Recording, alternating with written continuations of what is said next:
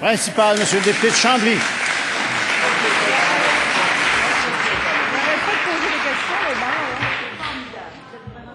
Monsieur le Président, la loi 78, c'est une loi qui règle rien. Cette nuit, plus de 600 personnes ont été arrêtées à Montréal et à Québec. 600. Depuis 3-4 jours, plus d'1 millier d'arrestations et depuis le début du conflit, plus de 3000. Un triste record dans notre histoire. À Montréal, le reporter de RDI, Yvan Côté, parlait vers minuit, et je le cite, d'une intervention musclée où les policiers se sont avancés d'une manière très brutale face à des militants pas agressifs qu'on a encerclés et arrêtés.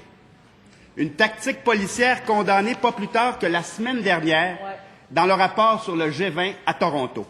600 arrestations via cette technique policière vertement critiquée. Est-ce que ça va continuer comme ça? Est-ce qu'on va continuer à faire des arrestations massives et arbitraires au Québec tout l'été? Est-ce que le premier ministre souhaite que les livres d'histoire rappellent que son régime a arrêté des milliers, 5 000, 10 000, 15 000 personnes pacifiques, des manifestants pacifiques au printemps et à l'été 2012? Monsieur le Président, quand est-ce que le premier ministre va se mêler de ce dossier? Monsieur le ministre de la Sécurité publique. Monsieur le Président, nous faisons des lois, les policiers les appliquent en fonction des infractions qui sont commises. D'ailleurs, je tiens à rappeler qu'il n'y a pas juste les lois, il y a des règlements municipaux. Et il y a plusieurs arrestations, sans doute, qui sont faites sur les règlements municipaux, et les policiers font leur devoir. Mais on se retrouve devant la situation qu'on déplore depuis un certain temps. Est-ce que c'est la loi de la rue qui doit dominer ou le Parlement? C'est ça la véritable question.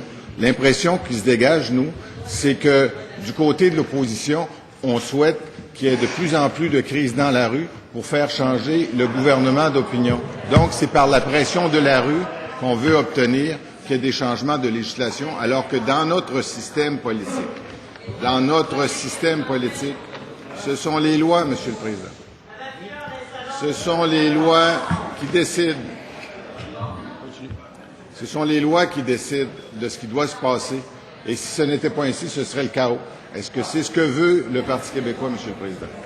Et d'ailleurs, la question de tout à l'heure est très importante. Est-ce qu'on pourrait avoir une réponse? Est-ce qu'on veut forcer le blocage des portes aux étudiants qui veulent étudier?